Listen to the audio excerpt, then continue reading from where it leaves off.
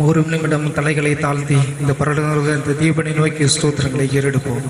எங்களை அதிகமாய் நேசிக்கிற எங்கள் அன்பின் நல்ல பரம தகப்பனே, இந்த இடத்திலே ஆண்டவரே சப்பா நிற்பதற்கு நாங்கள் தகுதி அல்ல, இருந்தாலும் தகுதி இல்லாத எங்களை நீர் தெரிந்து கொண்ட ஆண்டவரே, இந்த இடத்திலே நிற்பதற்காக நீர் எங்களுக்கு கிருபை பாராட்டினதற்காக உமக்கு ஸ்தோத்திரங்களை ஏறெடுக்கிறோம். பேசுகிறது நீங்கள் அல்ல, உங்களில் உள்ள பரிசுத்த ஆவியானவர் பேசுகிறார் என்று சொன்னது போல ஆண்டவரே, நீர் எங்களுக்காக பேசுவதற்காக உமக்கு நன்றிகளை செலுத்துகிறோம். பேசக்கூடிய காரியங்கள் அந்நேரத்திலே உங்களுக்கு அருளப்படும் என்று சொன்ன வார்த்தையின்படி ஆண்டவரே, நீர் எங்களுக்காக அருளுவதற்காக உமக்கு நன்றிகளை செலுத்துகிறோம். ஆமென். எடுத்து வாசியுங்கள். வெளிப்படுத்தின சுவிசேஷ நூல் 2வது அதிகாரம் 7வது வசனம். வெளிப்படுத்தல் புதிய ஏற்பாட்டுல கடைசியில் இருக்குது.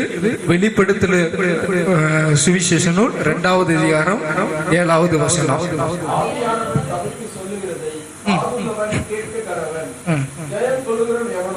அவனுக்கு தேவனுடைய பரதீசின் மத்தியில் இருக்கிற ஜீவ வெளிச்சத்தின் கனியை புசிக்க கொடுப்பேன் என்று எழுதி. ஆமென். ஹல்லேலூயா.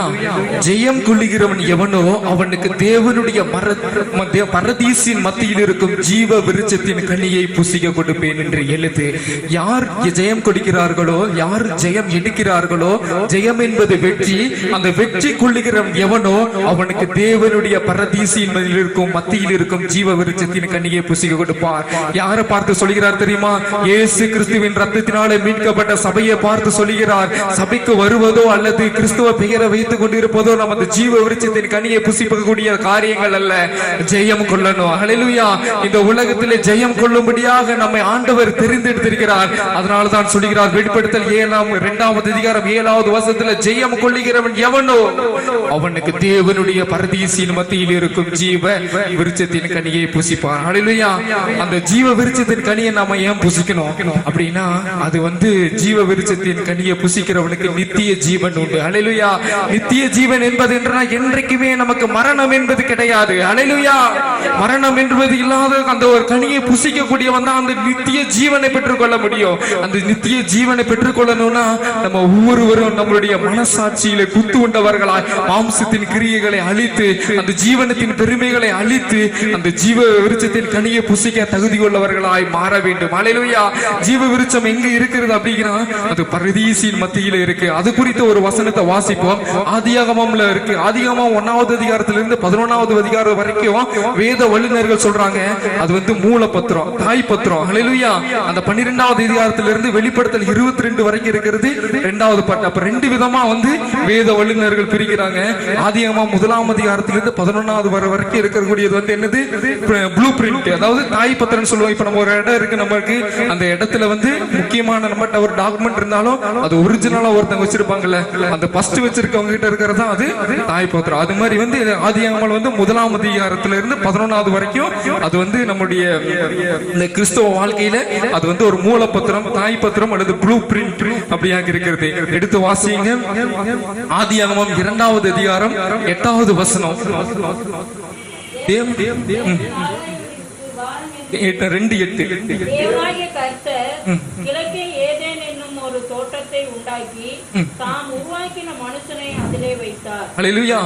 கிழக்கிலே தேவன் ஏதேன் என்னும் ஒரு தோட்டத்தை உருவாக்கினார் என்று நம்முடைய தமிழ் பைபிள்ல இருக்கு. இங்கிலீஷ் பைபிள்ல நீங்க பாத்தீங்கன்னா அது ஏதேன் என்னும் தோட்டம் கிடையாது, ஏதேனும் என்னும் இடத்துல ஒரு தோட்டத்தை உருவாக்கினார் அப்படின்னு இருக்கு. நம்ம பைபிள் இங்கிலீஷ்ல இருந்து கன்வெர்ட் பண்ணது, சரிங்களா? அது மாத்தி நம்ம தமிழ் எழுதினாங்க. தமிழ் எழுதும் பொழுது நமக்கு புரிஞ்ச மாதிரி அந்த ஒரு ஆங்கிலேயர் எழுதினார் இந்த வேதகத்தை. அப்ப எழுதும் போது ஏதேன் என்னும் தோட்டம் அப்படின்னு சொல்லி இருக்காங்க. ஆனா இங்கிலீஷ்ல பாத்தீங்கன்னா பிளான்ட் வித் காட், அதாவது ஏதேன் என்னும் இடத்துல ஒரு தோட்டத்தை உருவாக்கினார் அப்படின்னு இருக்கும். இதுக்கு உறுதிப்படுத்தும் விதமாக 10வது வசனத்தை வாசிங்க.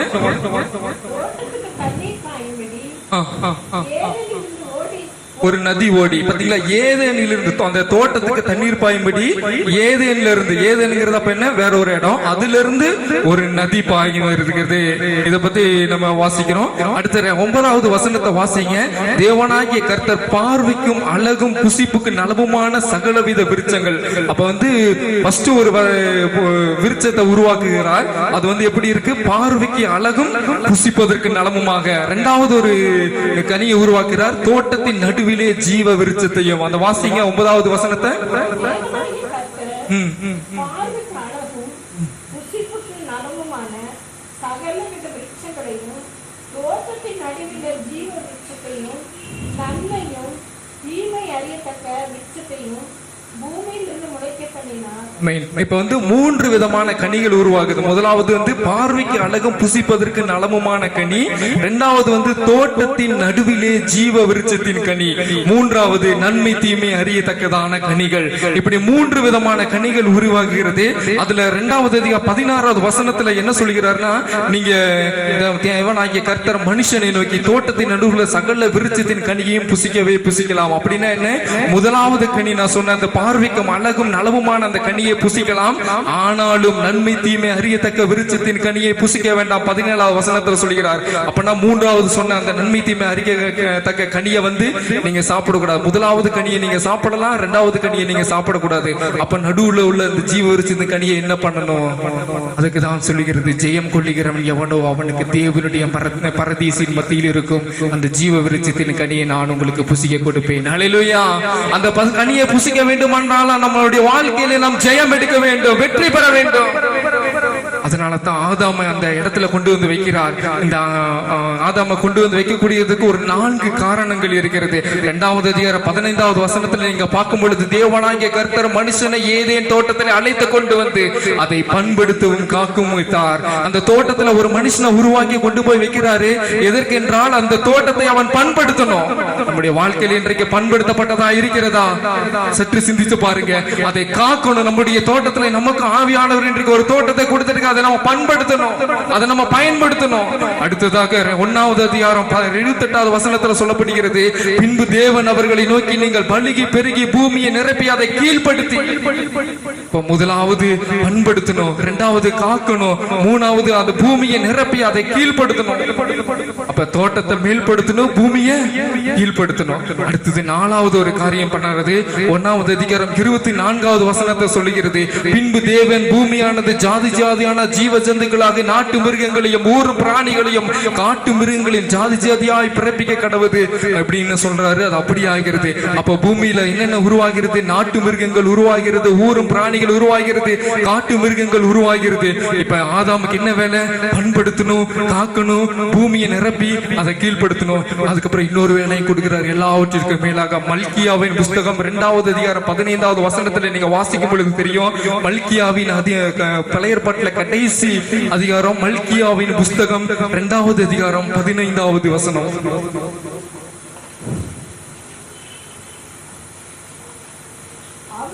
அவர் ஒருவனை அல்லவா படைத்தார், ஆவி அவரிடத்தில் பரிபூர்ணமாய் இருந்தது, பின்ன ஏன் ஒருவனை படைத்தார்? தேவ பக்தியுள்ள சந்ததியை பெறும்படிதானே. ஆமென். ஹல்லேலூயா.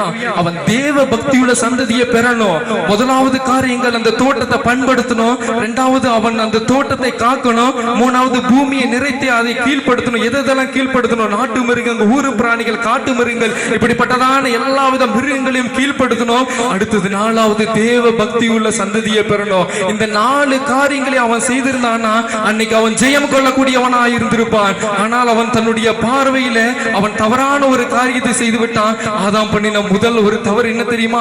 ஆதியாகமம் 3வது அதிகாரம் 1வது வசனத்துல, தேவனாகிய கர்த்தர் உண்டாக்கின சகல காட்டு ஜீவன்களை பார்க்கிலும் சர்ப்பமானது தந்திரமுள்ளதா இருந்தது. இந்த 4 காரியத்தை ஆதாம் தவறு செய்துட்டான். அந்த 4 காரியத்தை அவன் பண்ணாம இந்த 4 காரியத்தை ஜெயம் கொள்ளக்கூடிய அவன் பண்ணக்கூடிய காரியங்கள். ஆனால் இந்த இடத்துல என்ன நடக்குது?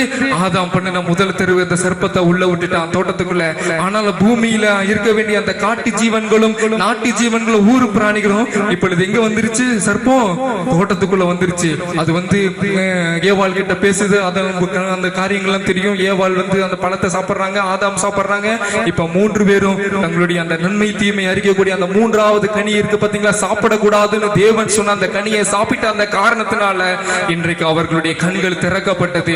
அன்றைக்கு அவர்களுடைய கண்கள் திறக்கப்பட்டது. இன்றைக்கு நம்முடைய கண்களும் திறக்கப்பட்டு இன்றைக்கு நாம் நன்மை எது தீமை எது என்று அறியத்தக்கதான காரியங்களை நாம் இன்றைக்கு இன்றைக்கு செய்து கொண்டு இருக்கிறோம். அன்றைக்கு அவர்கள் அந்த ஜீவ விருட்சத்தின் கனியை புசிப்பதற்கு தவறி விட்டுட்டாங்க. இன்னைக்கு அப்ப அந்த ஜீவ விருட்சத்தின் கனி இப்ப எங்க இருக்கு அப்படின்னா, அது வந்து 3வது அதிகாரம் சாரி, அதுக்கப்புறம் என்ன நடக்குது அப்படின்னா, ஆண்டவர் உடனே அந்த கனியை சாப்பிட்ட உடனே வெளியே அனுப்பல. எல்லாரும் சொல்றாங்க அந்த கனியை சாப்பிட்ட உடனே வெளியே வந்துட்டாங்க, சனியை சாப்பிட்ட உடனே வெளியே வந்துட்டாங்கன்னு.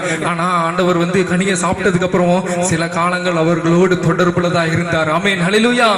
3வது அதிகாரம் 21வது வசனத்துல நீங்க பார்க்கும் பொழுது, அதை வாசிக்கும் பொழுது, தேவனாகிய கர்த்தர் ஆதாமுக்கும் அவன் மனைவிக்கும் தோல் உடைகளை உண்டாக்கி அவர்களுக்கு உடுத்தினார். இதெல்லாம் எப்ப நடக்குது அப்படின்னா, அந்த கனிகளை சாப்பிட்ட பின்பு, அவருடைய கண்கள் திறக்கப்பட்டதுக்கு பின்பு, அவர்கள் தங்கள் நிர்வாணிகள் என்று அறிந்ததுக்கு பின்பு, அவர்கள் தங்களுடைய அந்த உடலை மறைப்பதற்காக அத்தி இலைகளை தைத்து, இதெல்லாம் சில காலங்கள் நடந்து, அவர்கள் சில காலங்கள் அத்தி இலைகளை போர்த்து அந்த தோட்டத்துக்குள்ளதான் உலாவிட்டு இருக்காங்க. அப்ப தேவன் அவர்களுக்கு தோல் உடைகளை உண்டாக்கிறார். முதல் முறையாக ஒரு ஆடு அந்த இடத்துல அடிக்கப்பட்டது. ஹல்லேலூயா. அவர்களுடைய பாவங்கள் மாறுபடியாக ஒரு ஆடு முதலாவது அடிக்கப்பட்டது. இன்றைக்கு ஆண்டவராகிய இயேசு கிறிஸ்து நமக்காக ஒன்றும் வாய் திறவாத ஆட்டுக்குட்டியை போல நம்முடைய பாவங்களும் மன்னிக்கப்படும்படியாக இயேசு கிறிஸ்து இன்று நமக்காக தன்னுடைய ஜீவனையே கொடுத்திருக்கிறார். ஆமென், ஹல்லேலூயா. ஆமென். அதற்கு பின்பதாக தேவன் நினைத்து பார்க்கிறார். என்ன தெரியுமா, முதலாவது கனி நாம் சாப்பிடலாம்னு சொன்னேன், அதை சாப்பிட்டுட்டாங்க. 3வது கனி அது சாப்பிடக்கூடாதுன்னு சொன்னேன், அதையும் சாப்பிட்டுட்டாங்க. இதுக்கப்புறம் தான் தேவன் நினைக்கிறார். என்ன தெரியுமா, 3வது அதிகாரம் 22வது வசனத்துல, பின்பு தேவனாகிய கர்த்தர், இதோ மனுஷன் நன்மை தீமை அறியத்தக்கவனாய் நம்மில் ஒருவனை போல ஆனால். இப்பொழுது நம்ம தேவனை போல நன்மை தீமை அறியத்தக்கக்கூடியவர்களாய் மாறிவிட்டோம். இப்ப இப்பொழுதும் அவன் தன் கையை நீட்டி, ஹல்லேலூயா, இப்பவும் அவன் தன்னுடைய கையை நீட்டின அடுத்தது என்னது, அவன் அடுத்தது கை வைக்க போறது ஜீவ விருட்சத்தின் கனி. ஹல்லேலூயா. அவன் இப்பொழுதும் அவன் தன் கையை நீட்டி ஜீவ விருட்சத்தின் கனியை பறித்து புசித்து என்றைக்கும் உயிரோடு அப்படின்னா ஜீவ விருட்சத்தின் கனியை நாம் சாப்பிடும் பொழுது என்றைக்கும் உயிரோடு இருக்கும். ஹல்லேலூயா. நமக்கு மரணம் என்பதே கிடையாது. ஆனால் இப்பொழுது ஆதாமும் ஏவாளும் பாவம் செய்தவர்களாய் அந்த ஜீவ விருட்சத்தின் கனியை புசிக்கும் பொழுது அவர்கள் பாவத்தோடு என்றைக்கும் உயிரோடு இருப்பார்கள். இயேசு கிறிஸ்து பாவம் செய்யாமல் என்றைக்கும் ஆண்டவர் பிதா என்றைக்கும் உயிரோடு இருப்பார். ஆனா இந்த இடத்துல இவர்கள் பாவம் செய்ததனால், தங்களுடைய கண்கள் திறக்கப்பட்டதினாலே இவர்களும் அந்த கனியை புசித்தார்கள், பாவத்தோடு என்றைக்கும் இருப்பார்கள். இதை ஆண்டவர் நினைத்து பார்த்துதான் அந்த ஏதேன் தோட்டத்தை விட்டு அனுப்பிவிட்டார். ஹல்லேலூயா. 23வது அவன் மண்ணிலிருந்து எடுக்கப்பட்டதினால் அவன் மண்ணுக்கு திரும்பும்படியாக ஏதேன் தோட்டத்திலிருந்து அனுப்பிவிட்டார். 24வது வசனத்தில் அவர் மனுஷனை துரத்தி விட்டு ஜீவ விருட்சத்துக்கும் போகும் வழியை காவல் செய்யும்படியா. இப்பொழுது அந்த ஆதாம் செய்யக்கூடிய அந்த காரியத்தை அவன் தவறுதலினாலே, அந்த 4 காரியங்கள் அவன் செய்யாத அந்த காரணத்தினாலே, இன்றைக்கு அந்த இடத்திலே தேவன் கேருபீன்களையும் வீசிக் கொண்டிருக்கும் சுடரொளி பட்டயத்தையும் அந்த இடத்துல வைத்திருக்கிறார். ஹல்லேலூயா. இன்றைக்கு வழக்கம் 2000 வருடங்களுக்கு மேற்பட்டதாக பல ஆயிரக்கணக்கான வருடங்கள் இன்றைக்கு வரைக்கும் எந்த ஒரு தவறும் நடக்காதபடி அந்த ஜீவ விருட்சத்தின் கனியானது இப்பொழுது அந்த இடத்துல இருக்கிறது. என்ன தெரியுமா, ஆதாம் செய்த அந்த தவறினாலே இன்றைக்கு நாம் பூமியை நிரப்பிக் கொண்டிருக்கிறோம். ஹல்லேலூயா. இன்றைக்கு நம்ம பூமியை நிரப்பிட்டு இருக்கோம். ஏன் தெரியுமா, நம்ம ஏதேன் தோட்டத்திலே நம்ம அந்த இடத்துல தேவ பக்தியுள்ள சந்ததியாக அந்த இடத்துல நம்ம நிரப்பிட்டு இருக்கணும் மனுஷர்களை. ஆனா இந்த இடத்துல நம்ம அவர்கள் பெய்த தவறுகளினாலே இன்றைக்கு பூமியை நிரப்பிட்டு இருக்கோம். அப்போது ஆண்டவராய் இயேசு கிறிஸ்து நமக்காக சிலுவையிலே மரித்து நாம் அடைய வேண்டிய தண்டனை அவர் ஏற்றுக்கொண்டு இந்த நேரத்திலே நமக்காக அவர் வந்திருக்கிறார். ஹல்லேலூயா. அதனால தான் வெளிப்படுத்தல் விசேஷம் 22வது அதிகாரம் 1வது வசனத்தில் சொல்கிறது, ஜெயம் கொடுக்கிறவன் எவனோ அவனுக்கு தேவன் அந்த பரதீசின் மத்தியில் இருக்கும் ஜீவ விருட்சத்தின் கனியை புசிப்பான் கொடுக்கிறவன். ஹல்லேலூயா. ஆமென். 2 மனிதர்களை குறித்து வாசிக்கிறேன். நாம் அந்த ஜீவ விருட்சத்தின் கனியை புசிக்க வேண்டுமானால் நாம் நீதிமானாய் மாற வேண்டும். ஹல்லேலூயா. நாம் நீதிமானாய் மாற வேண்டும். ஏனென்றால் நீதிமானுக்கு உண்டாகும் பலன் ஜீவ விருட்சம் என்று நீதிமொழிகள் 11வது அதிகாரம் 30வது வசனத்திலே சொல்லப்பட்டிருக்கிறது. ஹல்லேலூயா. எத்தனை பேர் விசுவாசிக்கிறீங்க என்னுடைய வாழ்க்கை நீதிமானின் வாழ்க்கையாய் காணப்படும் என்று? ஹல்லேலூயா. நீதிமானாய் நாம் வாழும் பொழுது நமக்கு கிடைக்கக்கூடிய அந்த பலனானது ஜீவ விருட்சம். ஹல்லேலூயா. நீதிமானா இருக்க எப்படி வாழணும்னா யோபுவை போல வாழணும். ஹல்லேலூயா. யோபு 32வது வசனத்துல 9வது வசனத்துல சொல்கிறார், யோபு தன் பார்வைக்கு நீதிமானாய் காணப்பட்டான். ஹல்லேலூயா. நீதிமானாய் காணப்பட்டான். நம்மை தாமே நிதானித்து அறியணும். நாம் பாவம் செய்கிறவர்களா இருந்தால் அந்த ஆக்கினை தீர்ப்புக்குள்ளதாக இருப்போம். நம்முடைய வாழ்க்கை நீதிமானா இருந்தால் நம்ம அந்த பரலோக ராஜ்யத்தின் தேவனுடைய அந்த பரதீசின் மத்தியில் இருக்கும் ஜீவ விருட்சத்தின் கனியை புசிப்போம். இன்றைக்கு நம்மை நாமே நிதானித்து அறிய வேண்டும். நாம் நீதிமானாய் அல்லது துன்மார்க்கனாய் என்று. அதற்காக தான் யோபுவை பார்த்து ஆண்டவர் சொல்கிறார், முதலாவது வசனத்திலே யூத்ஸ் என்னும் தேசத்திலே யோபு என்பவன் வாழ்ந்து கொண்டிருந்தான். அவன் தன்மார்க்கனும் தேவனுக்கு பயந்து பொல்லாப்புக்கு விலகுகிறவனுமாய் இருந்தான். தேவனே சாட்சி கொடுக்கிறார். நம்முடைய வாழ்க்கையிலே தேவன் சாட்சி கொடுப்பாரா? சற்றே சிந்திச்சு பாருங்க. ஒருவேளை நாம சில நேரங்களிலே அந்த சாத்தானின் கிரிக்குள்ளதாக ஆளுகைக்குள்ளதாக உட்பட்டு ஆதாமை போல நம்முடைய வாழ்க்கையில நாம் வழி தவறி நடந்து கொண்டிருப்போம். நம்முடைய குடும்பத்தில் சில நேரங்கள் வழி தவறி நடந்து கொண்டிருக்கும். நம்முடைய பிள்ளைகள் சில நேரங்களில் நம்முடைய குடும்பத்தை விட்டு வழி தவறி கொண்டிருப்பார். ஆனால் ஆண்டவராய் இயேசு கிறிஸ்து இன்றைக்கு ஜெயம் கொள்ளுகிறவன் எவனோ அவனுக்கு ஜீவ விருட்சத்தின் மத்தியில் இருக்கும் கனியை கொடுப்பேன் என்று சொல்கிறார். இன்றைக்கு நாம் ஜீவ விருட்சத்தின் கனியை பெற வேண்டுமானால் நம்முடைய வாழ்க்கை நீதிமானாய் மாற வேண்டும். ஹல்லேலூயா. யோபு நீதிமானாய் இருந்தார், தன் பார்வைக்கு நீதிமானாய் இருந்தார். அதே போலதான் நோவா தன்னுடைய காலத்தில் இருந்தவர்களுக்குள்ளே நீதிமானும் உத்தமமாய் இருந்தார். ஆதாமிலிருந்து ஏவாளிலிருந்து காயிலிருந்து அதுக்கு பின்பதாக வந்த ஒவ்வொரு சந்ததிகளை 10 சந்ததிகள் வருகிறது. 11வது சந்ததியில பார்த்தீங்கன்னா அந்த 10 சந்ததிகளும் பாவத்துக்குள்ளதாக வந்திருந்தோம். தேவன் பூமியை கண்ணோக்கினார், எல்லாரும் பாவிகளாய் இருந்தார்கள். ஆனாலும் அந்த பாவிக்குள்ள மத்தியிலே நோவா தன் காலத்திலே இருந்தவர்களுக்குள்ளே நீதிமானாய் இருந்த 6ஆம் அதிகாரம் 9வது வசனத்திலே ஆதியாகமம் சொல்கிறது, கர்த்தருடைய கண்களில் அதனால கிருபை கிடைத்தது. இன்றைக்கு நம்முடைய கர்த்தருடைய கண்களில் நமக்கு கிருபை கிடைக்கணும், நாம் நீதிமானாய் வாழ வேண்டும். இன்றைக்கு இந்த உலகத்திலே வாழ்ந்து கொண்டிருக்கக்கூடிய நாம் நீதிமானாய் வாழ்கிறோமா? நம்முடைய பிள்ளைகளை பள்ளிக்கூடத்துக்கு அனுப்புறோம், ஸ்கூலுக்கு அனுப்புறோம், நாம் உலகத்திற்குள்ளதாக அனுப்புகிறோம். அவர்கள் மீண்டும் திரும்பி நீதிமான்களாய் வருகிறார்களா? சற்றே சிந்தித்து பாருங்க. யோபு அதைத்தான் நினைச்சான். விருந்து ஒவ்வொரு வீட்லயும் விருந்து வைப்பான். ஆனாலும் ஒருவேளை இந்த விருந்துல ஏதாவது ஒரு தவறு நடந்திருக்குமோ, என்னோட பிள்ளைகள் ஏதாவது தவறு பண்ணியிருப்பாங்களோ, தன்னுடைய தன்னை நிதானித்து அறிந்தான். ஹல்லேலூயா. அது போலதான் நோவா தன்னுடைய காலத்தில் இருந்தவர்களுக்குள்ளே நீதிமானாய் இருந்தான். தேவன் அவனை அழிக்க சித்தமில்லாதபடிக்கு அவனை ஒரு பேழையை செய்து கர்த்தருடைய கண்களில் அவன் கிருபை கிடைக்க கிருபை செய்தான். ஹல்லேலூயா. இன்றைக்கு நீதிமான்கள் என்ன செய்ய வேண்டும்? நீதிமானாய் நாம வாழ வேண்டுமானால் நம்முடைய வாழ்க்கை என்ன செய்ய வேண்டும்? சங்கீதம் எடுத்து வாசிங்கள். சங்கீதம் 37வது அதிகாரம் 30வது வசனம் அதுல சொல்லுகிறது, நீதிமானுடைய வாய் ஞானத்தை உரைத்து. எடுத்து வாசிங்க. சங்கீதம் 37வது அதிகாரம் 30வது வசனம்.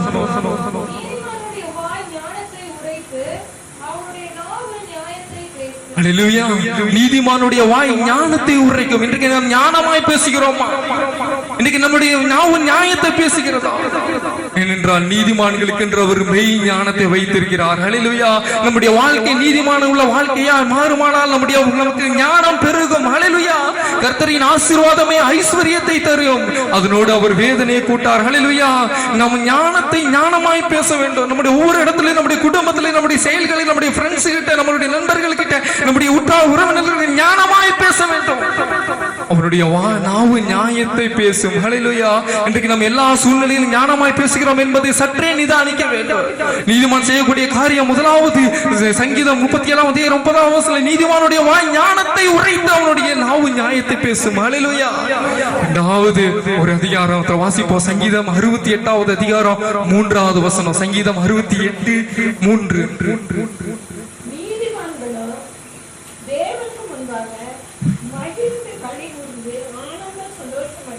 ஹல்லேலூயா. நீதிமான்கள் மகிழ்ந்து களி கூர்ந்து ஆனந்த சந்தோஷம் அடைவார்கள். ஹல்லேலூயா. இன்றைக்கு நம்முடைய வாழ்க்கையிலே மகிழ்ச்சி காணப்படுகிறதா? இன்றைக்கு நம்முடைய வாழ்க்கையிலே களி கூறுதல் காணப்படுகிறதா? இன்றைக்கு நம்முடைய வாழ்க்கையில ஆனந்த சந்தோஷம் காணப்படுகிறதா? சற்றே நாம் சிந்தித்து பார்க்கணும். ஆண்டவரே, என்னுடைய வாழ்க்கையிலே நான் நீதிமானுள்ள வாழ்க்கையா வாழப் போகிறேன். என்னுடைய குடும்பத்திலே, என்னுடைய செயல்களிலே, என்னுடைய தொழில் ஸ்தாபனத்திலே, என்னுடைய வேலை ஸ்தானத்திலே நான் மகிழ்ந்து களி கூற வேண்டும். ஹல்லேலூயா. கர்த்தருக்குள்ளே சந்தோஷமா இருக்கிறோமா என்பதை நம்ம சிந்தித்து பார்க்கணும். கர்த்தருடைய சந்தோஷம் இல்லாத வாழ்க்கை அது சாத்தானின் உறைவிடம். ஹல்லேலூயா. சாத்தானுக்கு நம்ம இடம் கொடுக்கிறோமா அல்லது கர்த்தருக்கு இடம் கொடுக்கிறோமா? நீதிமானின் அந்த நித்திய ஜீவனுக்குள்ளதாக போகிறோமா அல்லது ஆக்கின தீர்ப்பு அடைக்க போகிறோமா? சற்றே சிந்தித்து பார்க்கிறோம். முதலாவது நீதிமானுடைய வாய் ஞானத்தை பேசுகிறது. இரண்டாவது நீதிமான் மகிழ்ந்து களி கூர்ந்து சந்தோஷம் அடைவான். ஹல்லேலூயா. இன்றைக்கு நம்முடைய குடும்பத்தில் மகிழ்ச்சி காணப்படணும்னா நம்முடைய வாழ்க்கை நீதிமானின் வாழ்க்கையாய் மாற வேண்டும். ஹல்லேலூயா. மூன்றாவது ஒரு காரியங்கள், கர்த்தரின் நாமத்தை துதிக்கிறார்களாமா. ஹல்லேலூயா. சங்கீதம் 140வது அதிகாரம் 13வது வசனத்தை வாசிங்க. கர்த்தரின் நாமத்தை அவர்கள் இன்றைக்கும் துதிப்பார்களாமா. ஹல்லேலூயா.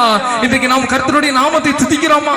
எடுத்து வாசிங்க. சங்கீதம் 140 அதிகாரம் 13வது வசனம். ஹல்லேலூயா. இன்றைக்கு நாம் முழு மனதோட ஆண்டவரை துதிக்கிறோமா? காலையில் எந்திரிச்சு ஆண்டவரை துதிக்கிறோமா? 1 நிமிடம் 2 நிமிடம் காலையில் எந்திரிக்கிறோம். இன்னைக்கு காலையில் அழகான ஒரு கதிரவன் தோன்றும் காலை இது. ஹல்லேலூயா. கதிரவன் எழுந்த உடனே நாம் அதற்கு முன்பதாக எழுந்து ஆண்டவரை துதிக்கிறோமா? இன்னைக்கு எனக்கு வேலை 7 மணிக்கு நான் உள்ள இருக்கேன், 6 மணிக்கு உள்ள இருக்கணும். நான் எத்தனை 5:30 மணிக்கு எந்திரிச்ச உடனே ஒரு பாடல ஒரு அதிகாரத்தை வாசி ஜெபம் பண்ணிட்டு பையனுக்கும் ஒய்ஃபுக்கும் போய் முன்னாடி போய் அவங்க முன்னாடி தலையில கை வச்சு ஜெபம் பண்ணிட்டு போறேன். ஹல்லேலூயா. நம்முடைய வாழ்க்கை நீதிமான்களுடைய வாழ்க்கையாய் மாற வேண்டும். ஹல்லேலூயா. நான் அவன் தம்பிக்கு தெரியும், அவன் தூங்கிட்டே இருப்பான். சரி, அவனுக்கு தெரியுதா இல்லையான்னு தெரியலன்னு சொல்லிட்டு ஒரு 2-3 நாளைக்கு முன்னாடி நான் கேட்டேன், தம்பி நீ தூங்கிட்டு இருக்கும்போது டேடி ஒன்று பண்ணுவேன், என்ன பண்ணுவேன் அப்படின்னு கேட்டோன்னா அவன் தூக்க சொல்றான், டேடி நீங்க ஜெபம் பண்ணிட்டு என்னோட நெத்தியில வந்து சிலுவை போடுவீங்க. ஹல்லேலூயா. எப்படி வாட்ச் பண்றாங்க பாருங்க நம்முடைய வாழ்க்கைய. பாத்தீங்களா? நீதிமான்கள் கர்த்தரின் நாமத்தை துதிப்பார்கள். ஹல்லேலூயா. இன்றைக்கு நாம் முழு மனதோட ஆண்டவரை துதிக்கிறோமா? சற்றே சிந்தித்து பார்க்கணும். நீங்களும் சரிதான், நானும் சரிதான். முதலாவது ஞானத்தை பேசணும், 2வது மகிழ்ந்து களி கூர்ந்து சந்தோஷம் அடையணும், 3வது கர்த்தருடைய நாமத்தை துதிக்கணும். ஹல்லேலூயா. 4வது ஒரு காரியம், அவன் பாடி மகிழ்கிறானாமா. ஹல்லேலூயா. நீதிமொழிகள் 29வது அதிகாரம் 6வது வசனத்தை வாசிங்க. நீதிமானோ பாடி மகிழ்கிறான். ஹல்லேலூயா. நீதிமொழிகள் 29வது அதிகாரம் 6வது வசனம். 29 நீதிமொழிகள்.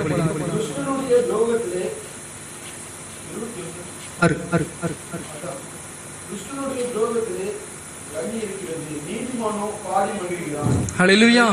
நீதிமானோ பாடி மகிழ்கிறான். ஹல்லேலூயா. இன்றைக்கு நம்முடைய குடும்பத்துல பாடல் இருக்கிறதா?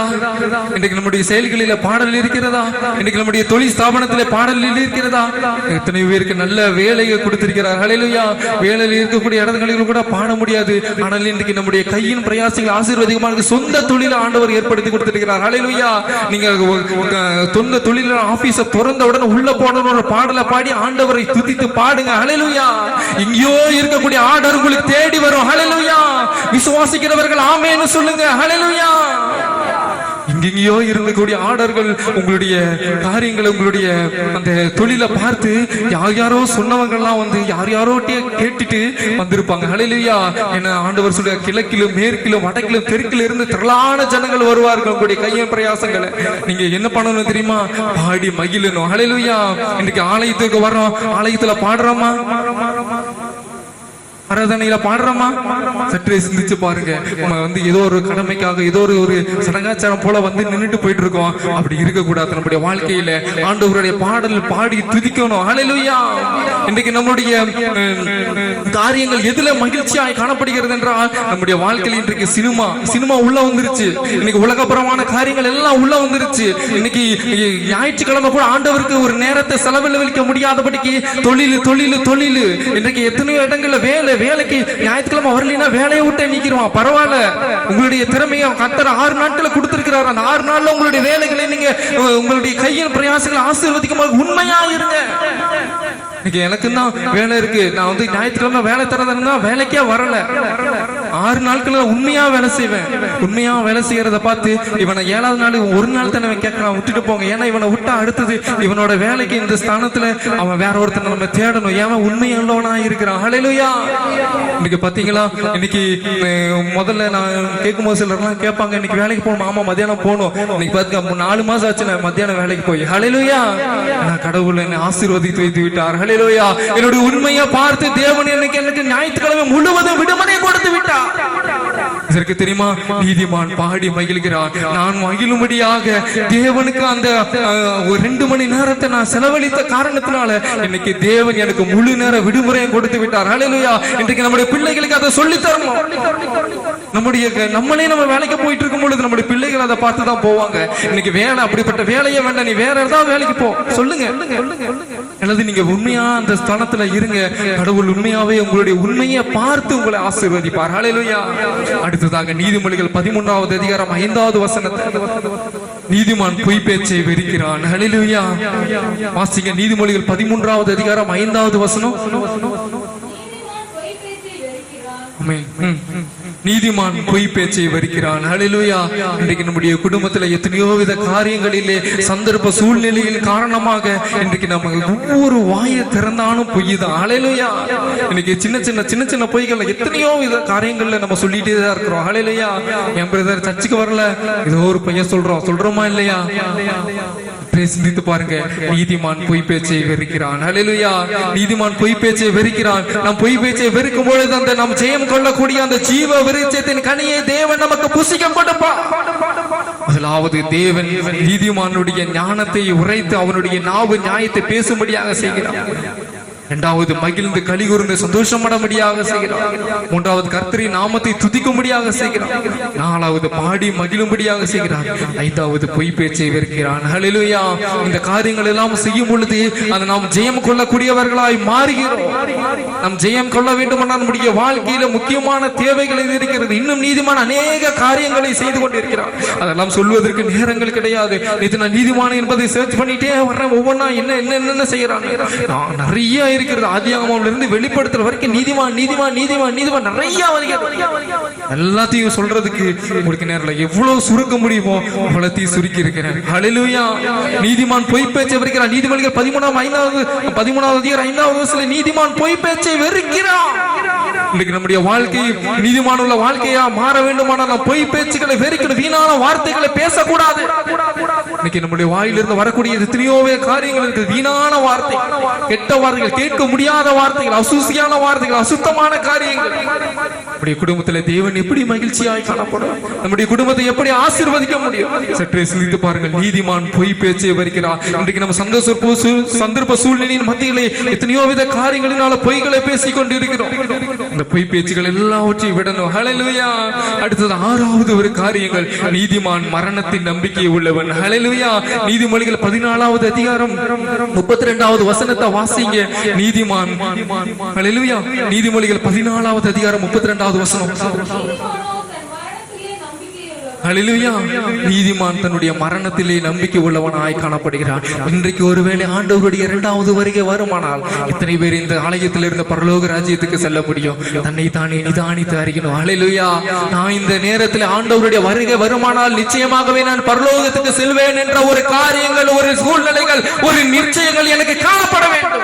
உன் நம்பிக்கை வீண் போகாது என்று சொல்லி இருக்கிறார். எனக்கு நம்பிக்கை காணப்படுகிறதா? இன்றைக்கு நான் ஒருவேளை மரணம் நிச்சயமாக அந்த ஜீவ விருட்சத்தின் கனியை புசிப்பேன் என்று எத்தனை பேர்னால சொல்ல முடியும்? தேவனுடைய ஐஸ்வர்யங்கள் தேவனுடைய ராஜ்யத்தை சுதந்திரிப்பதில்லை என்று வேதம் நமக்கு சொல்லுகிறது. இந்த தேவனுடைய ராஜ்யத்தை நாம் சுதந்திரிக்கணும்னா நம்மளுடைய வாழ்க்கை நீதிமானின் உள்ள வாழ்க்கையாய் காணப்பட வேண்டும். ஆறாவதான காரியங்கள். நீதிமான் மரணத்திலே நம்பிக்கை உள்ளவன். ஹல்லேலூயா. நீதிமான் மரணத்திலே நம்பிக்கை உள்ளவன். இன்றைக்கு நாம் மரித்தால் தேவனுடைய ராஜ்யத்திலே சுதந்திரிக்க முடியுமா? இயேசு கிறிஸ்து அதை செய்தார். ஹல்லேலூயா. சிலுவையிலே தொங்கிக் கொண்டிருக்கும் பொழுது எல்லாம் முடிந்தது என்று சொன்னார். ஹல்லேலூயா. மரணத்தின் மீது நம்பிக்கையாக இருந்தார். ஹல்லேலூயா. இன்றைக்கு நான் மரிப்பேனானால் நான் பரலோக ராஜ்யத்துக்கு செல்வது நிச்சயம். ஹல்லேலூயா. அவர் மரணத்திலே நம்பிக்கை உள்ளவராக இருந்தார். அதனாலதான் அவரால் தைரியமா சொல்ல முடிஞ்சது எல்லாம் முடிந்தது. ஹல்லேலூயா. எல்லாம் முடிந்தது என்று அவரால் சொல்ல முடிய காரணம் என்ன? அவர் நீதிமானாய் இந்த உலகத்திலே வாழ்ந்தார். என்னை யாராவது கை நீட்டி குற்றம் சொல்ல முடியுமா என்று கேள்வியை கேட்டார். இன்றைக்கு நம்முடைய வாழ்க்கையில கேட்க முடியுமா? நீங்களும் நானும் கேட்க முடியுமா? இத்தனை காரியங்களை நாம தவறு பண்ணிட்டு இருக்கோம். இப்ப வரைக்கும் நாம தவறு தான் பண்ணிட்டு இருக்கோம். இரண்டாவதாக ஒரு மனுஷன் அதே போல மரணத்துல நம்பிக்கையா இருந்தா அவன் யார் தெரியுமா? பவுல். ஹல்லேலூயா. இயேசு கிறிஸ்துவுக்கு பின்பதாக வாழ்ந்த ஒரே நீதிமான், எல்லாம் முடிந்தது என்று சொன்ன ஒரே நீதிமான் பவுல் தான். இயேசு கிறிஸ்துக்கு எல்லோரும் 12 சீசர்கள் இருந்தார்கள். அந்த 12 சீசர்கள் 12 விதமாக அவருக்காக ரத்த சாட்சியாய் மரித்தார்கள். ஆனால் பவுல் இயேசு கிறிஸ்துவையே பார்க்கல. ஹல்லேலூயா. இயேசு கிறிஸ்துக்கு பின்பதாக வந்த மனிதன். ஆனா அவன் மரணத்தை சொல்றான், ஓட்டத்தை முடித்தேன், விசுவாசத்தை காத்துக்கொண்டேன். ஹல்லேலூயா. இயேசு கிறிஸ்து சொல்கிறார் எல்லாம் முடிந்தது. அதற்கு அப்புறம் வந்த பரிசுத்தவான்களிலே பவுல் சொல்கிறான் ஓட்டத்தை முடித்தேன். ஹல்லேலூயா. இந்த வேதத்துல யாரும் ஓட்டத்தை நான் முடிச்சிட்டு போனேன்னு சொல்லல. ஹல்லேலூயா. பவுல் சொல்கிறார், நான் ஓட்டத்தை முடித்தேன், விசுவாசத்தை காத்துக்கொண்டேன். இது முதல் நீதியின் கிரீடம் எனக்காக வைக்கப்பட்டு இருக்கிறது. ஹல்லேலூயா. இன்றைக்கு பவுலை போல நம்ம சொல்ல முடியுமா? சற்றே சிந்தித்து பாருங்க. ஹல்லேலூயா. நீதிமான் மரணத்திலே நம்பிக்கை உள்ளவனாய் காணப்படுகிறான். ஹல்லேலூயா. இந்த 6 காரியங்களை நாம் செய்யும் பொழுது நிச்சயமாகவே அந்த தேவனுடைய ராஜ்யத்தை நாம் சுதந்திரித்துக் கொள்ள வேண்டும். ஹல்லேலூயா. சுதந்திரித்துக் கொள்ள முடியும். ஹல்லேலூயா. தேவனுடைய ராஜ்யத்தை சுதந்திரித்துக் கொள்ளணும்னா நம்ம என்ன செய்யணும்? இந்த 6 காரியங்களை கடைபிடிக்கணும். ஹல்லேலூயா. இப்பொழுது உலகத்தில் இருக்கக்கூடிய காரியங்கள் மாம்சத்தின் கிரியைகளை அழிக்க வேண்டும். ஹல்லேலூயா. எடுத்து வாசிங்கள் கலாத்தியர் 5ஆம் அதிகாரம் 19வது வசனம். மாம்சத்தின் கிரியைகள் அழிக்கப்பட வேண்டும். ஹல்லேலூயா. நம்முடைய குடும்பத்தில் இன்றைக்கு எத்தனையோ வித காரியங்கள் காணப்படுகிறது. இந்த பவுல் சொல்கிற 11 வேதத்தை எழுதின அந்த பவுல் சொல்கிறார், நம்முடைய குடும்பத்திலே உள்ளதான, நம்முடைய சிந்தையிலே உள்ளதான, நம்முடைய செயல்களிலே உள்ளதான, நம்முடைய கிரியைகளில், நம்முடைய கைகளில் உள்ளதான இந்த மாம்சத்தின் கிரியைகள் அழிக்கப்பட வேண்டும். 1 கொரிந்தியர் 6ஆம் அதிகாரம் 9வது வசனம் 10வது வசனம் அதே தான் சொல்கிறார். ஹல்லேலூயா. கலாத்தியர் 5ஆம் அதிகாரம் 19வது வசனம்.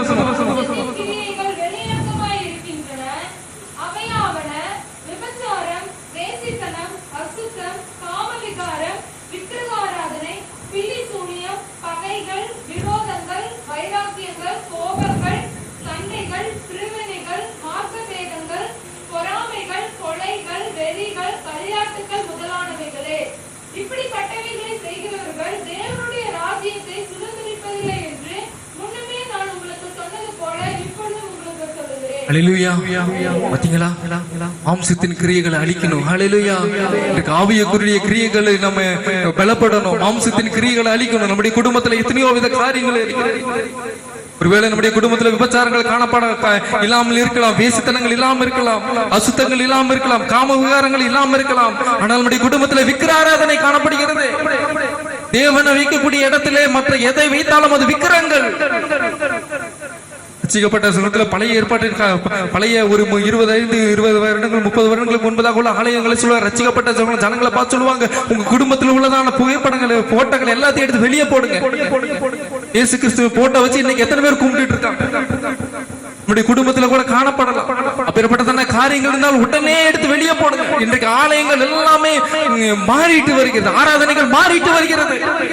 20 வருடங்களுக்கு முன்பதாக 2000க்கு முன்பதாக இருந்த ஆராதனைகள் வேறு, ஆனால் இப்பொழுது இருக்கக்கூடிய ஆராதனைகள் வேறு. ஏனால் ஆண்டவர் முதல்ல சொல்லிவிட்டார், என் நாமத்தினாலே அற்புதங்களை செய்வார்கள், அதிசயங்களை செய்வார், அற்புதம் எல்லாமே செய்வாங்க, ஆனா அவற்றில் நான் இருக்க மாட்டேன். ஹல்லேலூயா. இன்றைக்கு நம்முடைய குடும்பத்தில், நம்முடைய ஆராதனை, நம்முடைய சபைகளில் நம்முடைய மாம்ச கிரியைகள் அழிக்கப்பட வேண்டும். நம்முடைய கிரியைகளை நம்ம எல்லாவற்றிலும் அறிக்கைப்பட வேண்டும். பகைகள் ஒழிய வேண்டும், விரோதங்கள் ஒழிய வேண்டும், வைராக்கியங்கள் ஒழிய வேண்டும், கோபங்கள் ஒழிய வேண்டும், சண்டைகள் மாற வேண்டும், பிரிவினைகள் மாற வேண்டும், மார்க்க பேதங்கள் நீங்க வேண்டும், பொறாமைகள் நீங்க வேண்டும், கொலைகள் வெறிகள் எல்லாம் நீங்க வேண்டும். நம்முடைய குடும்பத்திலே களியாட்டுகள் காணப்படுகிறது, எல்லாவற்றையும் விட வேண்டும். இவைகள் தான் மாம்சத்தின் கிரியைகளாய் காணப்படுகிறது. ஆராதனைக்கு வரணும் 10 மணிக்குன்னா 9:30 மணிக்கு வரணும். ஹல்லேலூயா. இதுதான் மாம்சத்தின் கிரியைகள். காலையில் 6 மணிக்கு எந்திரிக்கிறீங்க, 10 மணிக்கு ஆராதனை, 4 மணி நேரங்கள் என்ன நடக்கிறது நம்முடைய குடும்பத்துல? சற்றே சிந்தித்து பார்க்கணும். ஹல்லேலூயா. 10 மணிக்கு ஆராதனை, 9:30 மணிக்கு வந்து 1/2 மணி நேரம் ஆராதனைக்காக ஜெபம் பண்ணணும். ஆலயத்துல வந்து உட்கார்ந்து முட்டி போட்டு, ஆண்டவரே இன்றைக்கு என்ன வார்த்தைகள் எனக்காக கேட்கப்படுகிறது, எனக்காக நீர் என்ன வார்த்தையை போசிக்கிறீர்கள்? நீதிமான் நித்திய கீர்த்தி உள்ளவன். ஹல்லேலூயா. நித்திய கீர்த்தி உள்ளவன் நீதிமான். நீதிமான் பழைய போல செழித்து லீபனோன் கேதுருவை போல வளருவான். நம்முடைய குடும்பத்திலே நீதிமான் போல வாழணுமா? நம்ம ஆலயத்திற்கு சரியான நேரத்துல வர வேண்டும். ஹல்லேலூயா. 10 மணினா 9:30 மணிக்கு உள்ள இருக்கணும். ஹல்லேலூயா. பாடல் நீதிமான் பாடி துதிப்பாட நமக்கு முன்பதாக வசனம் 4வது பத்தில நீதிமானா பாடி மகிழ்கிறான். ஹல்லேலூயா. பாடல் ஆராதனை எப்ப நடக்கிறது? 10 மணியிலிருந்து 10:30 மணி வரை. நம்ம வரக்கூடிய நேரங்கள் 11 மணிக்கு மேல. எப்படி நம்ம நீதிமானாய் வாழ முடியும்? கர்த்தருடைய நாமத்தை துதிப்பார்கள் என்று சங்கீதம் 140ஆம் அதிகாரம் 13வது வசனத்தில் வாசிக்கிறோமே. நாம் எப்பொழுது கர்த்தருடைய நாமத்தை துதிப்போம்? ஆராதனை வேளையில தானே. சங்கீதம் 68ஆம் அதிகாரம் 3வது வசனத்தில் நீதிமான பாடி மகிழ்ந்து களிகூர்ந்து சந்தோஷம் அடைவோம். நம்முடைய குடும்பத்திலே சந்தோஷம் காணப்பட வேண்டுமா? ஆலயத்திலே நாம் மகிழ்ந்து களிகூர்ந்து சந்தோஷம் அடையமானால் அது எந்த நேரம்? ஆராதனை நேரம். ஹல்லேலூயா. இன்றைக்கு நாம் ஆராதனை நேரத்தில் எப்போ வர்றோம்? சற்றே சிந்தித்து பார்க்கணும். நீதிமான்கள் என்ன செய்யணும்? நீதிமான்களுடைய வாய் ஞானத்தை பேசும். நீதிமான்கள் மகிழ்ந்து கலிகூர்ந்து சந்தோஷம் அடைவான். அவன் கர்த்தருடைய நாமத்தை துதிப்பான். அவன் பாடி மகிழ்கிறான். அவன் பொய் பேச்சை வெறுக்கிறான். நீதிமான் மரணத்திலே நம்பிக்கை உள்ளவன். ஹல்லேலூயா. இந்த காரியங்கள் நம்முடைய குடும்பத்திலே காணப்பட வேண்டுமானால் நாம் தேவனுடைய ராஜ்யத்தை சுதந்திரித்துக் கொள்ள முடியும். ஹல்லேலூயா. நம்முடைய குடும்பத்திலே மாம்சத்தின் கிரியைகளை அழிக்க வேண்டும். ஹல்லேலூயா. அடுத்ததாக ஒரு காரியங்கள் ஞானஸ்நானம் எடுக்கணும். ஹல்லேலூயா. ஞானஸ்நானம் எடுக்கணும். இன்னைக்கு நம்ம 10 வருஷம் வரோம், 20 வருஷம் வரோம், 30 வருஷம் கூட வரட்டும். ஆனா இன்னைக்கு அளவு நம்ம ஞானஸ்நானம் எடுக்காம இருக்கிறோம். ஹல்லேலூயா. ஞானஸ்நானம் பெறாமல் யாரும் இந்த தேவனுடைய ராஜ்யத்தை சுதந்திரிக்க முடியாது. அந்த நித்திய ஜீவனை பெற்றுக்கொள்ள முடியாது. அந்த நித்திய ஜீவனை பெற்றுக்கொள்ள வேண்டுமானால் நம்ம அந்த ஜீவ விருட்சத்தின் கனியை புசித்தால் மாத்திரமே. அந்த ஜீவ விருட்சத்தின் கனியை புசிக்க வேண்டுமானால் நாம் நீதிமானாய் வாழ வேண்டும். நீதிமானாய் வாழ வேண்டுமானால் இந்த காரியங்களை நாம் எல்லாவற்றையும் செய்யணும். ஹல்லேலூயா. எடுத்து வாசியுங்கள். யோவான் 6வது அதிகாரம் 41வது வசனம். சரி யோவான் 6வது அதிகாரம் 54வது வசனம். யோவான் 6:54 எடுத்து வாசிங்க. ஹல்லேலூயா. என்னுடைய மாம்சத்தை புசித்து என் ரத்தத்தை பானம் பண்ணுகிறவனுக்கு நித்திய ஜீவன் உண்டு. ஹல்லேலூயா. நம்ம 30 வருஷமா வர்றதுனாலோ, கிறிஸ்தவ பேர் வச்சிட்டு இருக்கிறனாலயோ, என்னுடைய அம்மா அப்பா கிறிஸ்டியன்ங்கிறனாலயோ, என்னுடைய தாத்தா பாட்டி கிறிஸ்டியன்ங்கிறனாலயோ, என்னுடைய வம்ச வரலாறு கிறிஸ்தவர்கள் என்பதனாலயோ நம்ம அந்த நித்திய ஜீவனுக்குள்ளதான் பிரவேசிக்க முடியாது. என் மாம்சத்தை புசித்து என் ரத்தத்தை பானம் பண்ணுகிறவனுக்கு நித்திய ஜீவன் உண்டு. ஆண்டவருடைய மாம்சத்தை நம்ம புசிக்கிறோமா? ஒவ்வொரு வாரம் ஞாயிற்றுக்கிழமை முதல் ஞாயிற்றுல நமக்கு இங்க திருவிருந்து ஆராதனை நடக்கிறது. எத்தனை பேர் குடும்பமா வரோம்? வேதம் சொல்கிறது, நானும் என் வீட்டாருமோ என்றால் கர்த்தரையே சேவிப்போம். இன்றைக்கு நம்முடைய குடும்பமா வந்து ஆராதிக்கிறோமா? ஏதோ ஒரு வாரம் மட்டும் வர்றோம். எந்த வேதத்திலேயாவது சொல்லிக்கிறதா முதல் வாரம் வந்து மட்டும் குடும்பமா வந்து ஆராதிங்க, மீதி நேரத்துல குடும்பத்துல ஒருத்தருவாங்கன்னு நிச்சயமாக எந்த இடத்துலயுமே சொல்லப்படல. ஹல்லேலூயா. இந்த இடத்துலயுமே சொல்லப்படல. கர்த்தர் 7 நாளை கொடுத்திருக்கிறாரு. 6 நாள் நம்ம உலகத்திற்கு பிரகாரமாக வாழ்கிறோம். ஒரே ஒரு நாள் நம்ம ஆவிக்குரிய பிரகாரமாக வாழ்கிறோம். ஹல்லேலூயா. நம்ம அந்த ஒரு நாள் எது கொடுத்திருக்காரு தெரியுமா? மற்ற 6 நாள்களில் நம்ம செய்த தவறுகள் எல்லாவற்றையும் ஆண்டவருக்கு முன்பதாக வந்த ஊற்றி நம்மை பரிசுத்தப்படுத்த வேண்டிய என்னுடைய மாம்சத்தை புசித்து என் ரத்தத்தை பானம் பண்ணுகிறவனுக்கு நித்திய ஜீவன் உண்டு. ஹல்லேலூயா. ஹல்லேலூயா. எல்லா இடங்களிலும் இயேசு கிறிஸ்து அவரை சுற்றி நிறைய சீசர்கள், 12 சீசர்கள் பிரதான சீசர்களா இருந்தார்கள். அவர்களை சுற்றி நிறைய சீசர்கள் இருந்தார்கள். ஆண்டவரோடு கூட நடந்தார்கள், ஆண்டவரோடு கூட சாப்பிட்டார்கள், ஆண்டவரோடு கூட படுத்திருந்தார்கள். எப்பொழுது ஆண்டவர் ஊழியத்துக்கு போனாரோ எல்லா இடங்களிலும் போனார்கள். ஆனா ஆண்டவர் அற்புதம் செய்ததை பார்த்தாங்க. ஆண்டவர் குஷ்டரோகியை சுத்தமாக்கினாரு. எல்லாம் தங்களுடைய கண்களால் பார்த்தார்கள். ஆண்டவர் சுகப்படுத்தினதை பார்த்தார்கள். ஆண்டவர் அற்புதத்தை பண்ணதை பார்த்தார்கள். ஆண்டவர் சாத்தானை துரத்தினதை பார்த்தார்கள். எல்லாவற்றையும் பார்த்தார்கள். ஆனால் யோவான் 6:41 வாசிங்க. 6:41.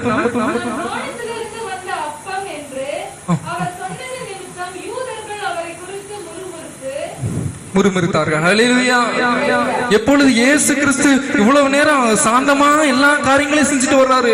ஆரம்பத்துல இருந்து சொல்றாரு, குஷ்டரோகியை சுத்தமாக்கிட்டாரு, எவ்வளவு ஒரு சந்தோஷமான காரியங்கள். முடவரை நடக்க செய்யறாரு, எல்லா ஒரு சந்தோஷமான காரியங்கள். சப்பானியை நடக்க செய்யறாரு, எல்லாம் எவ்வளவு சந்தோஷமான காரியங்கள். குஷ்டரோகியை சுத்தமாக்கினார், சந்தோஷமான காரியம் தான். மரணத்துல இருந்தவங்களை உயிரோடு எழுப்பினார், சந்தோஷமான காரியங்கள் தான். ஆனா ஒரே ஒரு இடத்துல மட்டும் ஆண்டவர் கடினமான ஊழியத்தை செய்தார். ஹல்லேலூயா. கடினமான ஊழியத்தை செய்தார். இதனால என்ன பண்ணாங்க? சீஷர்கள் யூதர்கள் முறுமுறுத்தாங்களாம். வானத்திலிருந்து அப்பம் இறங்கி வந்த அப்பம் நான் என்று அவர் சொன்னது நிமித்தம் யூதர்கள் அவரை குறித்து முறுமுறுத்தார். இன்றைக்கு நம்முடைய குடும்பத்துல ஒருவேளை கடினமான பிரசங்கள் வரலாம், இதோ ஒரு நேரத்துல வரலாம். ஒருவேளை பாஸ்டர் சபைக்கு வராம போயிருவானோ என்பதற்காக பூசி மொழிகிட்டு போலாம். ஆனால் ஒரு சில நேரங்களில் தேவன் நம்மை கடிந்து கொள்ளுவார். அவருடைய கோபம் ஒரு நிமிஷம், அவருடைய தயவோ நீடிய வாழ்வு. ஹல்லேலூயா. அவருடைய நீடிய வாழ்வை நாம் பெற்றுக்கொள்ள வேண்டுமானால் அந்த ஒரு நிமிட கடினத்தை நாம் ஏற்றுக்கொள்ளலாம் வேண்டும். தகப்பன் தான் நேசிக்கிற புத்திரனை சிட்சிக்கிறது போல கர்த்தரும் எவனின் மீது அன்பா இருக்கிறாரோ அவனை சிட்சிக்கிறார். 2 மணி நேரம் அவங்களால இந்த இடத்துல செலவு பண்ண முடியலன்னா இயேசுவுக்காக எப்படி வாழ்வீர்கள்? சற்றே சிந்தித்து பாருங்கள். ஆண்டவர் எல்லா இடங்களிலும் அற்புதம் சாந்தமா பேசிட்டு இருக்காரு. ஆனா நித்திய ஜீவனை குறித்து பேசும் பொழுது கடினமான உபதேசம் பண்ணினார். ஹல்லேலூயா. 60வது வசனத்தை வாசிங்க. அவர் கடினமான உபதேசத்தை பண்ணினாராமா. ஹல்லேலூயா.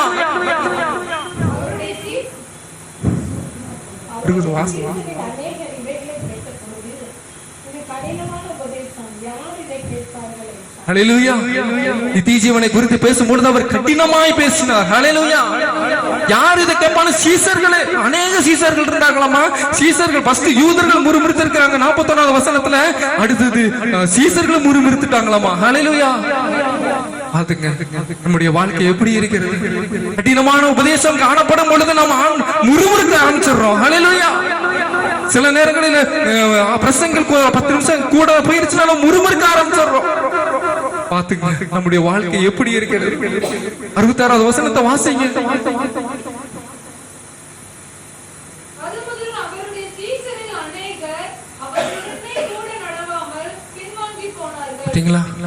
பின்வாங்கி போயிட்டாங்களாம் ஈசர்கள். அநேக சீசர்கள் அவரோடு கூட இருந்தார்கள். 12 சீசர்கள் பிரதான சீசர்கள். அவர்களை காட்டிலும் இன்னும் அற்புதம் அடையாளங்கள் பெற்றவர்களும் அவரை சீசரா வச்சிருந்தாராம். அதே அநேகர் அவருடைய இந்த கடினமான உபதேசத்தை யார் கேட்பான்னு சொல்லி பின்வாங்கி போயிட்டாங்களாம். அவர்களும் ஜெயம் எடுக்கவில்லை. இன்றைக்கு நாம ஜெயம் எடுக்கணும். ஹல்லேலூயா. இன்றைக்கு நாம ஜெயம் எடுக்கணும். ஜெயம் எடுக்கணும்னா ஞானஸ்நானம் எடுக்கணும். ஹல்லேலூயா. ஞானஸ்நானம் என்பது என்ன தெரியுமா? ஞானம் பெற்று ஸ்நானம் எடுப்பது. ஹல்லேலூயா.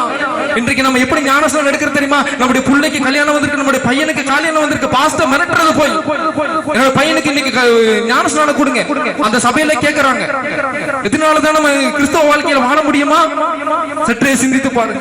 பையன் சர்ச்சுக்கு வர மாட்டான், புள்ள சர்ச்சுக்கு வராது. ஆனா கல்யாணத்தை போட்டு கரெக்டா வந்துடணும். ஏன்? நம்முடைய வாழ்க்கை எப்படி வாழ வைக்கிறது? எப்படி நீதிமானா வாழ முடியும்? ஞானஸ்நானம் என்பது நம்ம சபையில கேட்கக்கூடிய ஒவ்வொரு வார்த்தைகளும் கேட்டு அதன்படி நாம் நடந்து, அதன்படி நாம் வழி தவறாமல் நடந்து, அதன் மூலமாக நாம் ஸ்நானம் பெறுவது, ஞானம் பெறுவது. ஞானத்தை எப்படி பெறணும் தெரியுமா? கர்த்தருக்கு பயப்படுதலே ஞானத்தின் ஆரம்பம். நீதிமொழிகள் இருக்கு. ஹல்லேலூயா. கர்த்தருக்கு பயப்படணும். நம்முடைய கர்த்தருக்கு பயப்படும் பொழுது அதன் மூலமாக நமக்கு ஞானம் கிடைக்கும். அதன் மூலமாக நாம் ஸ்நானம் பெறணும். சரி, கர்த்தருக்கு பயப்படுது எப்படி? தீமையை வெறுப்பதே கர்த்தருக்கு பயப்படும் பயம். ஹல்லேலூயா. வேதத்துல எல்லாம் இருக்கு. தீமையை வெறுத்து கர்த்தர் கொடுக்கக்கூடிய ஞானத்தை பெற்று அதன் மூலமாக ஸ்நானம் எடுக்கணும். அதுதான் உண்மையான ஞானஸ்நானம். இன்றைக்கு நம்முடைய பிள்ளைக்கு கல்யாணம் வச்சிருக்கோம், பையனுக்கு கல்யாணம் வச்சிருக்கோம், உடனே போய் ஞானஸ்நானம் உடனே கொடுங்க. எப்படி ஞானஸ்நானம் கொடுங்க? தண்ணியில மட்டும்தான் முங்கி எந்திரிக்க முடியும். ஹல்லேலூயா. மாம்சத்தின் கிரியைகள் ஒழியாது. ஹல்லேலூயா. கொலைகள் ஒழியாது. ஹல்லேலூயா. பிரிவினைகள், மார்க்கபேதங்கள், பொறாமைகள், சண்டைகள், கோபங்கள் எதுவுமே மாறலையே. வெறும் தண்ணியில மாத்திரம் தானே முங்கி எந்திரிச்சிருக்கிறோம். ஹல்லேலூயா. இன்றைக்கு நாம் ஞானஸ்நானம், உண்மையுள்ள ஞானஸ்நானம் எடுக்க வேண்டும். ஹல்லேலூயா. உண்மையுள்ள ஞானஸ்நானம் எடுக்கக்கூடியவர்கள் என் மாம்சத்தை புசித்து என் ரத்தத்தை பானம் பண்ணுகிறவனுக்கு நித்திய ஜீவன் உண்டு. ஹல்லேலூயா. இதோ கடமுறைக்காக இந்த முதல் ஆயிரத்தை அட்டியன் பண்ணி போயிடக்கூடாது. ஹல்லேலூயா. பரிசுத்தமாய் புசிக்க வேண்டும், இல்லையே மரணம் நேரிடும். ஹல்லேலூயா. இந்த ஆராதனை நீங்க அட்டன் பண்ண உங்களுக்கு தெரியும்.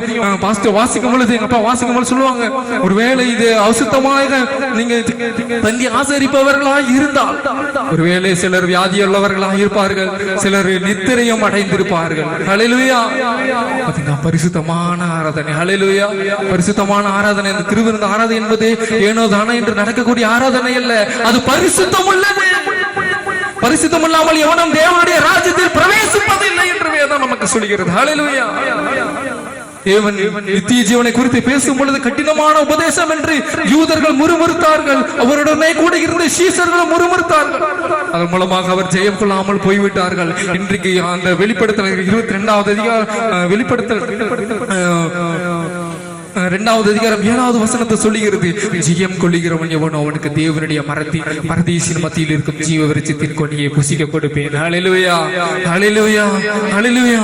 இன்றைக்கு நீங்களும் நானும் இந்த ஜீவ விருட்சத்தின் கனியை புசிக்க வேண்டுமானால் ஜெயம் எடுக்க வேண்டும். ஜெயம் எடுக்கிறதற்கு காரணம் நம்முடைய வாழ்க்கை நீதிமானில் உள்ள வாழ்க்கையாய் மாற வேண்டும். நீதிமான் எப்படிப்பட்டவன்? அவன் ஞானத்தை பெறக்கூடியவன். ஹல்லேலூயா. அவன் மகிழ்ந்து கலிகூர்ந்து சந்தோஷம் அடையக்கூடியவன். ஹல்லேலூயா. அவன் கர்த்தருடைய நாமத்தை துதிக்கக்கூடியவன். ஹல்லேலூயா. அவன் பாடி மகிழக்கூடியவன். ஹல்லேலூயா. அவன் நீதிமான் பொய் பேச்சு வெறுக்கக்கூடியவன். ஹல்லேலூயா. நீதிமான் மரணத்திலே ஜெயம் உள்ளவன். ஹல்லேலூயா. இப்படிப்பட்டதான காரியங்களை நாம் செய்யும் பொழுது நிச்சயமாகவே இந்த வானத்திலிருந்து இறங்கி வந்த அந்த அப்பமானவர், அந்த ஜீவனானவர், அந்த இயேசு கிறிஸ்துவானவர், அந்த ஆட்டுக்குட்டியானவர், அந்த நமக்கு ஜெயம் கொடுக்கக்கூடிய அந்த காரியத்தை, அந்த ஞானம், அந்த ஜீவ விருட்சத்தின் கனியை புசிக்க முடியாது நம்ம என்றென்றைக்கும் மரணம் அடையாமல் அந்த நித்திய ஜீவனை அடையும்படிக்கு அவர் நம்மை தந்திருக்கிறார். ஹல்லேலூயா, ஹல்லேலூயா, ஹல்லேலூயா. அனைவரும் எழுந்து நிற்போம். அந்த பரலோக தேவனை நோக்கி நாம் ஆண்டவருக்கு முற்றிலுமாக தன்னை தாழ்த்துவோம். தாழ்மை உள்ளவர்களிடத்திலே தேவனுடைய கிருபையானது வருகிறது. ஹல்லேலூயா. இந்த இடத்திலே நமக்கு தாழ்மை காணப்படுகிறதோ அந்த இடத்திலே இயேசு கிறிஸ்து இறங்கி வருவார். ஹல்லேலூயா. எனக்கு சித்தம் உண்டு, நீ சுத்தமாகும்படியாக. ஒருவேளை நம்முடைய குடும்பத்திலே நம்முடைய பிரச்சனைகள், நம்முடைய பாடுகள் மத்தியில் நாம் சுத்தமடையாமல் இருக்கலாம். ஆனால் இயேசு கிறிஸ்து இன்றைக்கு இந்த கணுவாய் திருச்சபையை நோக்கி சொல்கிறார், எனக்கு சித்தம் உண்டு, நீ சுத்தமாகு. ஒருவேளை நம்முடைய குடும்பத்திலே மாம்சத்தின் கிரியைகள் காணப்படலாம். அந்த கிரியைகளில் இருந்து இயேசு கிறிஸ்து நம்மை சுத்தமாக்க முடியாது. அசுத்து உள்ளவன் எவனும் தேவனுடைய ராஜ்யத்தில் பிரவேசிப்பதில்லை. ஹல்லேலூயா. இயேசு கிறிஸ்துவினுடைய கோபங்கள் கொஞ்ச நாளிலே பற்றி எரிய போகிறது. ஹல்லேலூயா. இயேசு கிறிஸ்துவின் அந்த இரண்டாம் வருகைக்குரிய காரியங்கள் எல்லாம் நடந்து கொண்டிருக்கிறது. ஹல்லேலூயா. எல்லா விதமான காரியங்களிலும் இயேசு கிறிஸ்துவினுடைய அந்த இரண்டாம் வருகைக்குரிய எல்லா காரியங்களும் நடந்து கொண்டே இருக்கிறது. உங்களிடம் முற்றிலுமாக தன்னை தாழ்த்துக. ஆண்டவரே, நான் ஒருவேளை ஆண்டவரே நான் துன்மார்க்கருடைய காரியங்களை ஏதாவது நான் செய்திருப்பேன். ஆனால் ஆண்டவரே, எல்லாரும் கேளுங்க, வாயில விரிவாய் திறந்து கேளுங்க.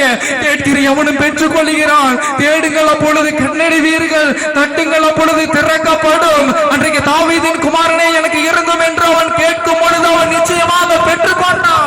ஹல்லேலூயா, ஹல்லேலூயா. நாம் கேட்கணும். ஆண்டவருடைய கோபத்திற்குள்ளதாக நாம் என்றைக்கும் நின்று விடக்கூடாது. ஹல்லேலூயா. அவருடைய கோபம் ஒரு நிமிஷம், அவருடைய தயவோ நீடிய வாழ்வு என்ற வேதம் நமக்கு சொல்லுகிறது. இயேசு கிறிஸ்துவினுடைய கோபங்கள் இன்னும் கொட்டி எறிய போகிறது. சங்கீதம் 2வது அதிகாரம் 12வது வசனத்திலே சொல்லுகிறது, குமாரன் கோபம் கொள்ளாமலும் நீங்கள் வழியிலே அழியாமலும் இருக்கும்படிக்கு அவரை முத்தம் செய்யுங்கள். கொஞ்ச காலத்தில் அவருடைய கோபம் பற்றி எரியும் என்று சொல்லுகிறது. வெளிப்படுத்தல் 6வது அதிகாரம் 15வது வசனம். வெளிப்படுத்தல் 6:15 பாத்தீங்க அப்படின்னா பணக்காரர்களும் ஹல்லேலூயா, ஹல்லேலூயா. பூமியின் வெளிப்படுத்தல் 6வது அதிகாரம் 15வது வசனம் பாத்தீங்கன்னா, பூமியின் ராஜாக்களும் பெரியவர்களும் ஐசுவரியன்களும் சேனை தலைவர்களும் பலவான்களும் அடிமைகள் யாவரும் சுயாதீனர்கள் யாவரும் பரிசுத்த பர்வதங்களின் குகைகளிலும் கண்மலைகளிலும் ஒளித்துக் கொண்டு பர்வதங்களையும் கண்மலைகளை நோக்கி எங்கள் மேல் விழுந்து சிங்காசனத்தில் மேல் வீற்றிருக்கிறவருடைய முகத்திற்கும் ஆட்டுக்குட்டியானவருடைய கோபத்திற்கும் எங்களை மறைத்துக் கொள்ளுங்கள் என்பார்கள். ஹல்லேலூயா. ஆட்டுக்குட்டியான கோபம் இன்னும் கொஞ்ச நாட்களில் வரப்போகிறது. பரிசுத்த தேவனுடைய ராஜ்யத்தில் செல்கிறார்கள். நித்திய ஜீவனை அடையபடியாக செல்ல இருக்கிறார்கள். நாங்கள் 1:6 வாசிக்கிறோம். அவருடைய கோபத்திற்கு முன்பாக நிற்பவன் அவருடைய கோபத்துக்கு முன்பதாக நிற்க முடியாது. மலைகளை பார்த்து எங்களை மறைத்துக் கொள்ளுங்கள் என்று சொல்வார்கள். அவருடைய கோபத்தின் நாளிலே இயேசு கிறிஸ்து இந்த 2வது வருகையிலே வரும் பொழுது அவர் ராஜாதி ராஜாவாய் வருவார். அன்றைக்கு சீசருடைய கால்களை கழுவினார். அது போல இன்றைக்கும் அவர் பணிவிடை செய்து கொண்டிருக்கக்கூடிய தேவன் அல்ல. அவர் நித்திய ஜீவனை, அவர் ராஜாதி ராஜாவாய், அவர் நியாயாசனங்களின் மத்தியிலே வீற்றிருக்கக்கூடியவராய் வரப்போகிறார். ஹல்லேலூயா, ஹல்லேலூயா. எல்லாரும் தாழ்த்துங்க. ஆண்டவரே, நான் நானாகவே வந்திருக்கிறேன். ஆண்டவரே, உம்முடைய பிரசன்னத்துல வந்து நின்று இருக்கிற ஆண்டவரே, இன்றைக்கு என்னை நீர் ஏற்றுக் கொள்வீர். ஆண்டவரே, யோசேப்பு ஆண்டவரே சொன்னா, தன்னுடைய பார்வையில உண்மையுள்ளவன்